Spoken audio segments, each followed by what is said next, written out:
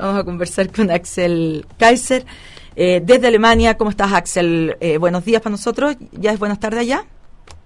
Buenas tardes, sí, por acá, más de las 2 de la tarde, sí, bien. Así que buenas tardes. Buenos días a usted. Claro. Buenos días, buenas tardes. ¿Dónde está? Buenos días, buenas tardes. ¿Dónde está Axel? ¿En qué parte de Alemania? Estoy en Heidelberg. La ciudad universitaria. ¿Eso al norte, al sur? Al centro. Al centro. Ya. Esto está en el centro-sur, sí. Axel, estábamos comentando con Cristiano hoy día, más que nada este fin de semana, ya se conmemoran 5 años de la caída de Lehman Brothers y con ese hito, en el fondo, el inicio de la gran recesión, como la han llamado, ¿no es cierto?, al periodo de esto que sucedió después del 2008 en adelante, y que trajo como consecuencia enormes planes de estímulos, tanto fiscales en sus inicios, y hoy en día ya perduran los planes monetarios, ¿no es cierto? Tú en una columna que escribiste hace poco en el Diario Financiero dices que se están configurando en el mundo distintas fuerzas que podrían dar origen a una tormenta perfecta, principalmente porque ya están subiendo las tasas en Estados Unidos, y Estados Unidos en este momento está todavía el desempleo no se mejora del todo, dices tú. Además ya tiene una deuda pública récord, y bueno, y esto está haciendo precisamente que se conjugue esta tormenta perfecta. ¿Cuál es la teoría tuya detrás de esto? La teoría es bastante simple, y es que tú no puedes estimular una economía con crédito barato y pretender que eso va a funcionar en el largo plazo. Esto es algo que siempre se ha considerado como políticas llamadas así contracíclicas, con las cuales yo discrepo absolutamente, pero por último siempre se ha pensado que son de corto plazo y se aplican, se restablece una cierta estabilidad en la economía y luego se retira. La famosa salida de la FED, por ejemplo, la estrategia de salida de la FED, que ya Bernanke la estaba de alguna manera insinuando, apunta en esa dirección. Todo el mundo sabe que la producción y el desarrollo, en definitiva la creación de empleo, se cumple en el sector privado a través de la inversión en bienes de capital, etcétera, y no con la impresión de dinero y la mantención de tasas de interés artificialmente bajas. Entonces lo que ocurre hoy es que en la medida en que las tasas de interés se mantienen bajas, que eso se realiza obviamente mediante la impresión de dinero y la devaluación de la moneda, entonces de alguna manera se empiezan a desarrollar fuerzas dentro del mismo mercado que apuntan a perder la confianza en estas monedas. La deuda de Estados Unidos es el mejor ejemplo en que el bono a 10 años se ha duplicado la tasa de interés, a pesar de todas las intervenciones del Banco Central de Estados Unidos, que ha comprado 3/4 de todos los bonos prácticamente emitidos desde el 2008 hasta ahora. Esas tasas en el último año prácticamente se han duplicado.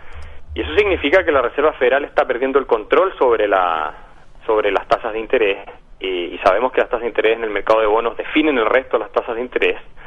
Y esto es algo que Bernanke curiosamente también, o no sé si curiosamente, pero él le dijo al Congreso de Estados Unidos en una de sus audiencias, le dijo: miren, acá tenemos que reducir dramáticamente el gasto público, porque si no, las tasas de interés en algún momento se van a ir para arriba forzadas por el mercado, y en ese minuto la Reserva Federal ya no puede hacer nada. Entonces, ese es el problema que tenemos hoy, y que las tasas de interés, por la pérdida de confianza que hay en el dólar, que es creciente, en definitiva están empezando a subir y están impactando en los distintos mercados. Y si suben lo suficiente, vamos a volver a tener otra crisis más o menos importante. Axel, uno cuando, predecir las crisis y estar en el ámbito de decir que viene algo, en el ciclo económico en general siempre viene algo. Cuando fue la crisis de Lehman Brothers, el tema era en la calle, que la gente compraba una casa y no la pagaba, o sea, le daban préstamos a cualquier persona.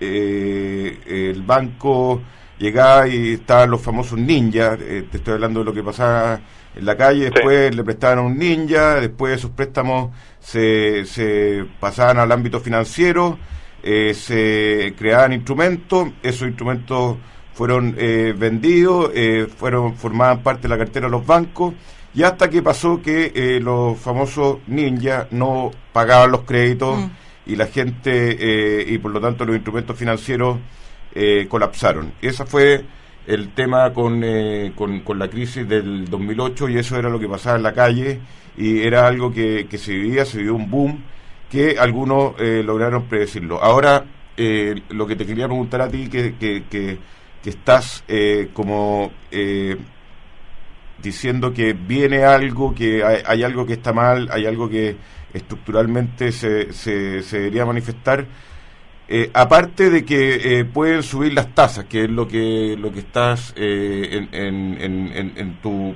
tesis diciendo, que pueden empezar a subir las tasas. Eso quizás tiene un ámbito bastante amplio para seguir, digamos, subiendo y que llegue a su precio final. Pero ¿tú ves en la vida real que esté pasando algo, que uno diga, oye, esto me huele raro, que en el ámbito diario estén pasando cosas que no deberían estructuralmente estar pasando? Bueno, lo que ocurre, para volver un poco a lo que tú contabas de cómo se produjo la crisis, no nos olvidemos que fue que la Reserva Federal mantuvo las tasas de interés artificialmente bajas después de que colapsa la burbuja de las .com principio del año de los 2000, y que las baja de más de un 5% por ahí, si no mal recuerdo, a prácticamente un 1%, las mantiene más de un año Greenspan. Y luego cuando empiezan a subir las tasas es que los ninjas y todos los que tenían estos créditos hipotecarios no pueden pagar, y entonces salen mal los mortgage-backed securities y los bancos tienen que hacer las pérdidas.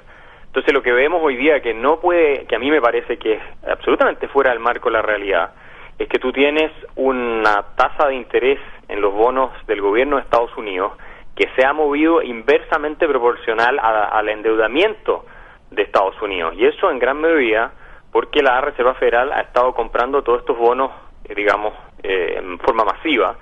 Y eso significa que puede ocurrir una situación muy similar a la que detonó la crisis del año 2008, y que es que en la medida en que empiezan a subir las tasas de interés, el precio de los bonos baja, porque sabemos que obviamente se mueven de manera inversamente proporcional, y eso genera pérdidas, obviamente, en todos aquellos balances de instituciones financieras, bancos, etcétera, que tengan este tipo de activos, y también impacta, como decía yo, al resto de las tasas de interés en la economía, incluyendo los mercados hipotecarios, que en Estados Unidos es muy importante, y por lo tanto los mismos mortgage-backed securities, algunos de los cuales todavía existen en los balances de los bancos, instrumentos por el estilo, empiezan a perder su valor, y los bancos tienen que, en definitiva, realizar esa pérdida, y ahí tenemos de nuevo un escenario de potencial crisis. Ahora, yo quiero decir, esto no lo...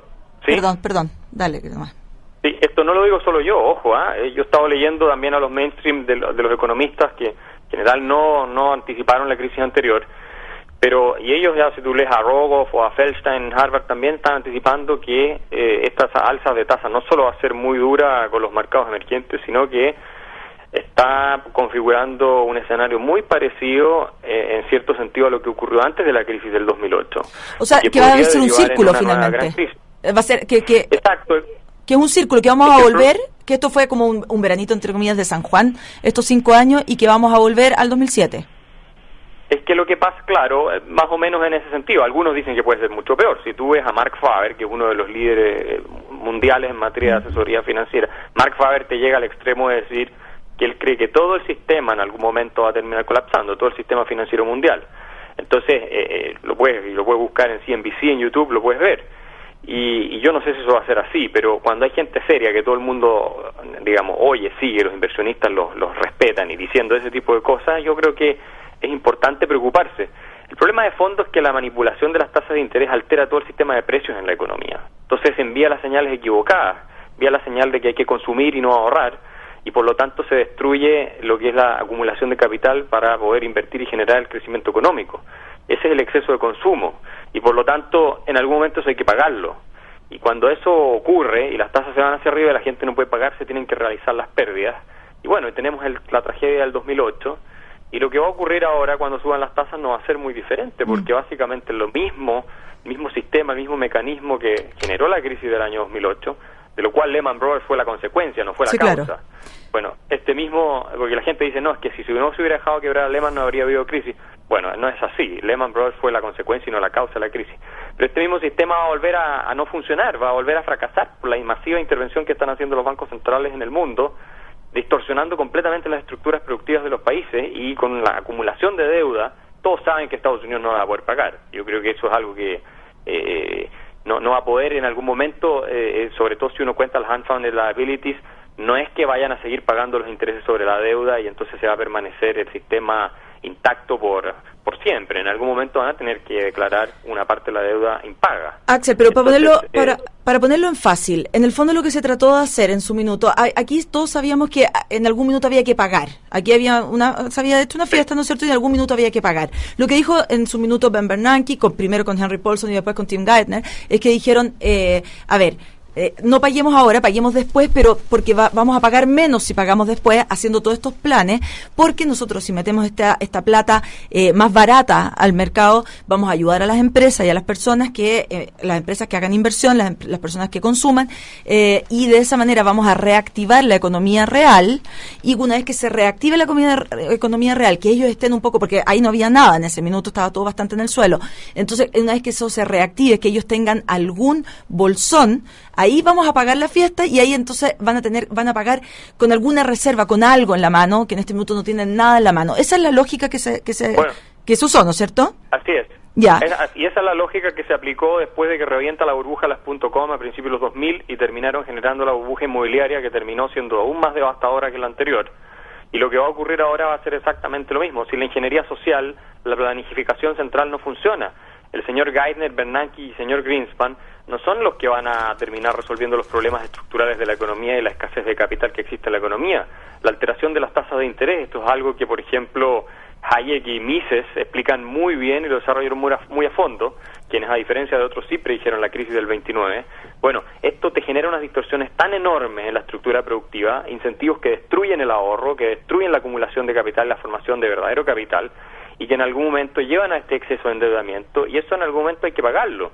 Y en definitiva lo que ha ocurrido en los últimos años es precisamente que se ha insistido por el camino que generó todo el problema. Y entonces, ¿cómo vamos a esperar si aplicamos la misma receta a un resultado distinto en definitiva? Entonces, ellos tuvieron la esperanza de que sí, de que esto les iba a resultar como un puente para poder hacer la transición, pero vemos ya lo que está pasando.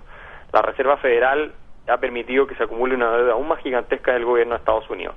El desempleo, según ellos, algo ha bajado, pero en general, si uno examina bien las cifras, se ha reemplazado empleos de tiempo completo por empleos de medio tiempo, sigue siendo extremadamente alto. Vemos también que hay un montón de burbujas que se están incubando, no solamente en el Dow, que se están incubando en el sector inmobiliario, en terrenos agrícolas, en los bonos. ¿Cómo será que el mismo presidente Obama salió diciendo el otro día que la Reserva Federal debiera tener ojo con el tema de que no se incuben nuevas burbujas? Entonces, cuando ya Obama, que no cree en nada de esto, dice eso, es porque sus asesores tal vez algo le han comentado que esto puede ocurrir. Y en definitiva, el tiempo, yo creo que a los que somos un poco más, nos dicen pesimistas, yo creo que es más bien realismo bien informado, yo creo que nos va a dar la razón, ¿eh? Yo creo que esto en definitiva no va a funcionar en el mediano plazo. Axel, la pregunta es el tema de timing. En el mundo, yo sé que en un mundo globalizado como el actual es muy difícil sacar un país de otro, o sea, está todo de alguna manera relacionado y bueno, pero si es que ponemos tratando de hacer de dos modelos, si ponemos en el otro lado, por ejemplo, España, ¿ya? Que España de alguna manera al estar metido en la comunidad, en la Unión Europea, nosotros en la zona euro, no pudo hacer lo que hizo Estados Unidos, entonces tuvo que empezar a hacer reformas más estructurales, tuvo que hacer un poquito más el trabajo. Tampoco estamos viendo eventuales brotes verdes en España, pero tampoco estamos viendo que efectivamente esté afuera. La población lo ha pasado muy mal, estamos viendo que el desempleo está en un 26%, entonces, ¿crees tú que eso es de alguna manera lo que se debiera haber hecho entonces en Estados Unidos? No, es que Marlene, la pregunta tuya asume que esto no va a ocurrir. Sí, esto va a ocurrir igual. La pregunta es, ¿lo vamos a asumir con un mayor o un menor costo? Ahora, los españoles tuvieron una enorme burbuja inmobiliaria producto de la introducción del euro y una tasas de interés artificialmente bajas que el euro les trajo, y no están ni cerca de haber hecho las reformas estructurales y haber asumido la devaluación real que tendrían que asumir. Con el euro el problema es que estos países se volvieron muy caros y perdieron su competitividad. Entonces, y ellos intentaron también masivo gasto fiscal y han subido una serie de impuestos, o sea, ellos están lejos de haber hecho las reformas como las que aplicó el presidente Warren Harding en la década del 20 en Estados Unidos, que hubo una crisis enorme, casi peor que la Gran Depresión el primer año, y él dejó que se liquidara todo, y en un año que fue terrible, después de 2 años ya la economía estaba volviendo a salir adelante.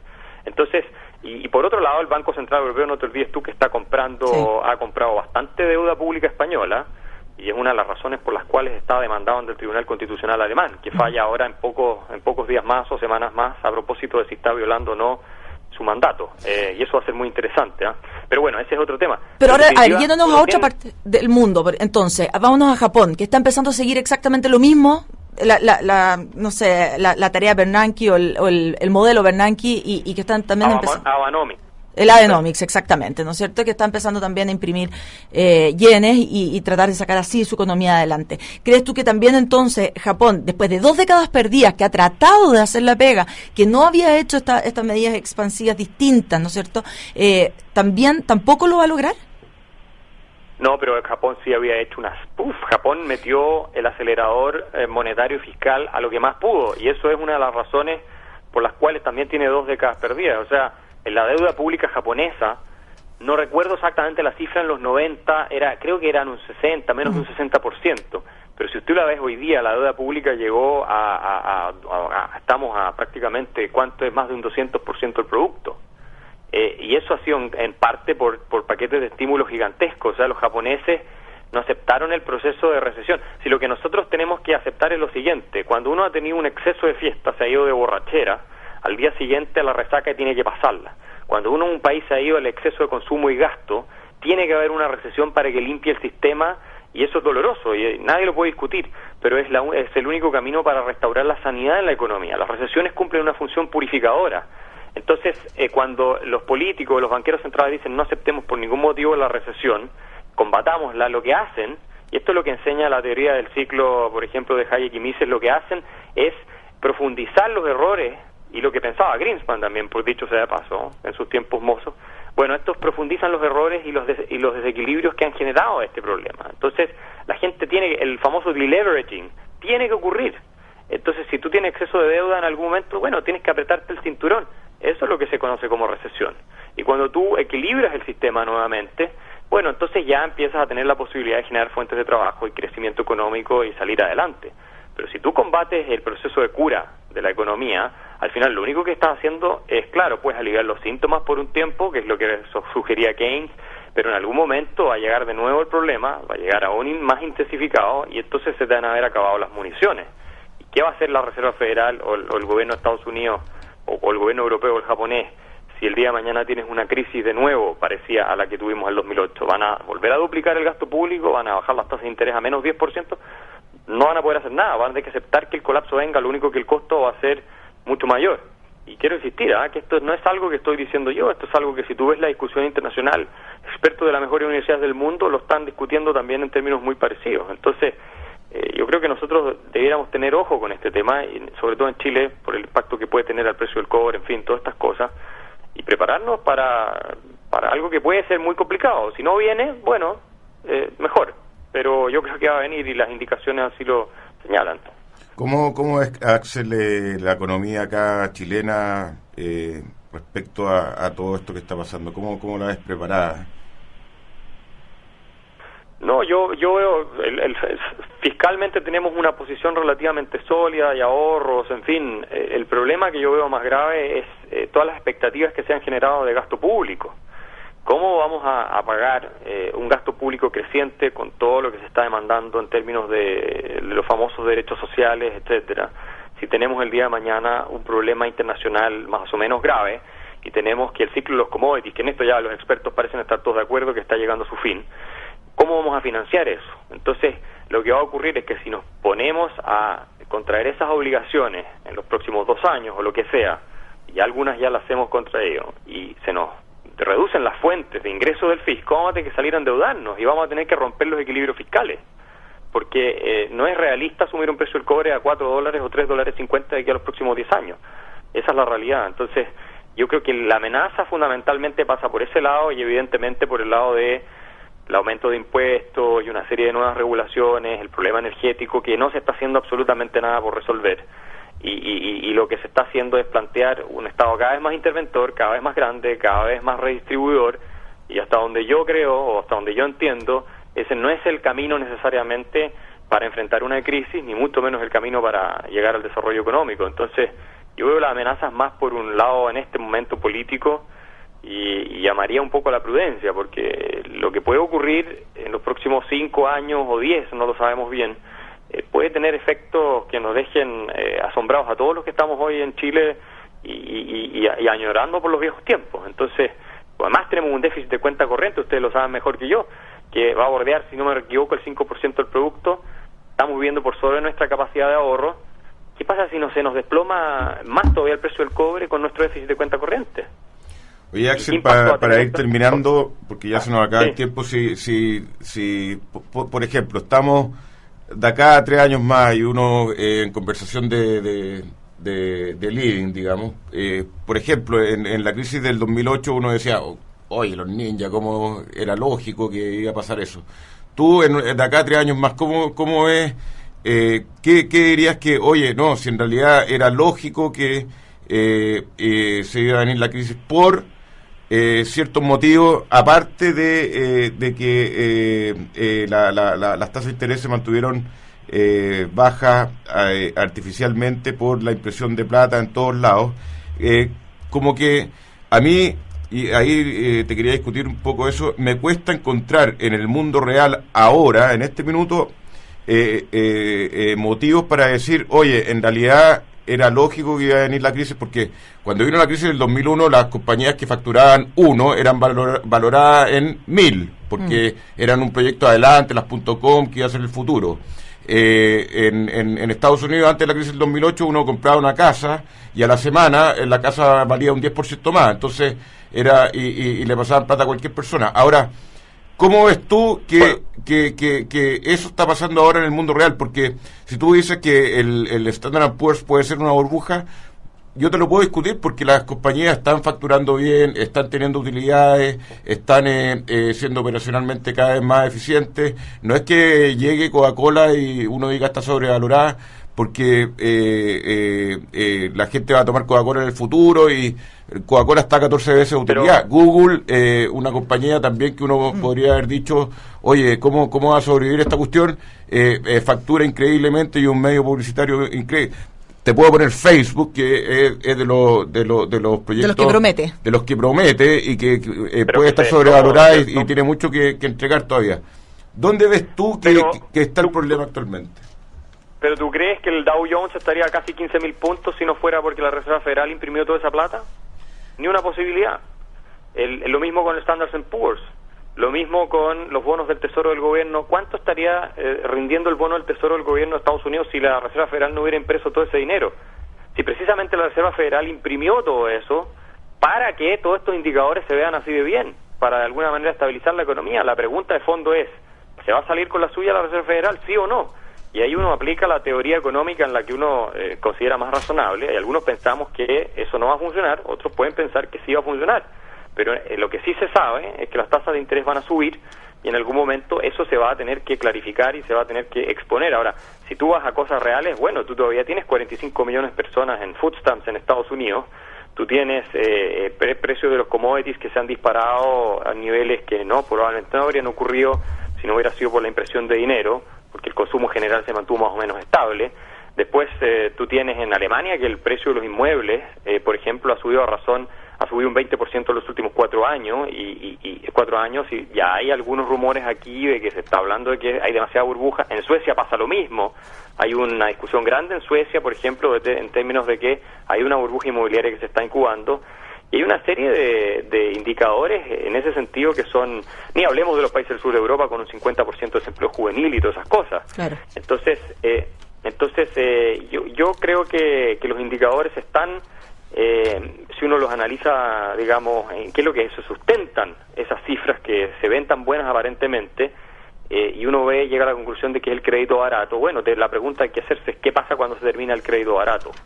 Y en ese momento yo creo que lo que se va a venir es una crisis. Ahora, vamos a discutirlo de nuevo en 3, 4, 5 años o cuando sea que ocurra esto, y si no ocurre, bueno, los que lo pensamos estábamos equivocados y ahí va a haber que reconocerlo. Muy bien, ahí te vamos a estar llamando. De todas maneras, bueno, antes de eso también, Axel, para seguir conversando de este interesante tema.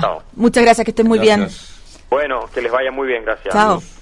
Conversábamos con Axel Kaiser, él es abogado, columnista desde Alemania, desde Heidelberg, sobre visiones respecto a lo que está haciendo la Reserva Federal en Estados Unidos a 5 años del colapso de Lehman Brothers y también a puertas de la reunión de la FED el próximo 17 y 18 de septiembre.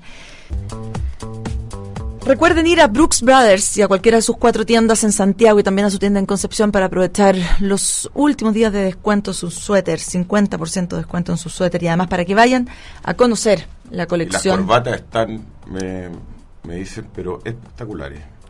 Espectaculares de linda. Y llegó la colección ya... de primavera-verano. Sí, pues vayan a conocer la nueva colección también. Yo no he ido un día de esto, voy a dar una vuelta. Y más de una vez, me imagino que ustedes se han proyectado en su futuro y han imaginado cómo será su vida cuando ya no estén trabajando. No esperen más, preocúpense hoy de mantener su nivel de vida mañana, porque el APB es ahora. Hagan su APB en Cuprum y disfruten más que nunca cuando dejen de trabajar. Elijan mejor, elijan Cuprum. Vamos a ver entonces cómo abrió el mercado local. Para eso vamos a tomar contacto con María Teresa Ibáñez, gerente de mesa de acciones de Banchile Inversiones. ¿Cómo estás, María Teresa? Hola, muy buenos días, ¿cómo están ustedes? Buenos días. El mercado, ¿qué se teje? A ver, el mercado, ¿a ustedes que les gusta el dólar? Lo tenemos a esta hora de la mañana en 502,7. Subiendo levemente. Claro, estuvo en algún minuto en 501,5, ayer tuve un mínimo incluso menor a eso. Bueno, hoy día es un día más bien como que de votar posiciones, tanto en el dólar como en cualquier otra posición más bien especulativa. Lo más probable es que hagamos más bien salida. Básicamente porque el lunes vamos a tener solamente un día la próxima semana bien operativo, el martes es mediodía, y la verdad es que estar con posiciones tomadas muy agresivas durante 3 días que el mundo va a seguir operando no tiene mucho sentido. Así que va a ser un día más bien de salirse quizás de las posiciones. En el caso del dólar, vemos un techo hoy día en niveles de 504 y medio, que puede ser que sea difícil de romper, pero nosotros en esta zona cercana a los 501, 502 somos más bien compradores. ¿Ya? En la bolsa local hoy día, la bolsa partió a la baja. La verdad es que los montos transados todavía son bastante bajos a esta hora de la mañana, pero fue el remate de CCU. Esos son más de 320 millones de dólares, así que eso es lo que en el fondo ensucia un poco el número de los montos transados, pero la verdad es que se está transando bien poquito a esta hora de la mañana. La mayoría de las acciones caen, no tan fuertemente salvo un par, pero como te digo, básicamente votando quizás posiciones a la espera de una semana muy larga de vacaciones para algunos. Oye, sí, la gente está como con inquietud. El miércoles 18 vamos a estar en plena fiesta, pero el mundo sigue rodando y... El mundo sigue rodando. Y tomando fuertes decisiones. Sí. Claro, va a estar todo el tema de qué es lo que va a anunciar Bernanke en una de sus últimas reuniones también, porque ya se está viendo el cambio de mando ya sea fines de año. Me parece que la persona que está saliendo ahora, que podría ser Lawrence Summers, Larry Summers, sí. Claro. Lawrence Goldman. Claro. Larry Summers, sí. No sería muy pro mercado según el mercado.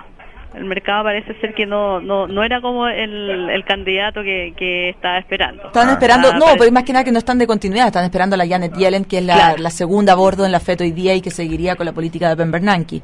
Claro, sí. Efectivamente. Entonces eso también genera algo de ruido, algo de inestabilidad, y la gente en el fondo prefiere tener quizás algo más de información para tomar grandes decisiones, pero eso ya es como a fin de año. Pero de todas maneras la reunión del próximo martes, miércoles, y nosotros afuera es un tema que es importante, así que preferimos quedarnos un poquito afuera. Muy bien, muchas gracias, María Teresa. Gracias. Que tengas un buen día. Muy bien, adiós. Chao. Recuerden si es que ya se van este fin de semana y la próxima semana, el 18, celebrarlo con Marqués de Casa Concha de Conchitoro en cualquiera de sus 5 variedades. Van a tener una celebración y un 18 espectacular. De calidad. Absolutamente. Bueno, nosotros terminamos esta edición de Información Privilegiada, nos volvemos a reencontrar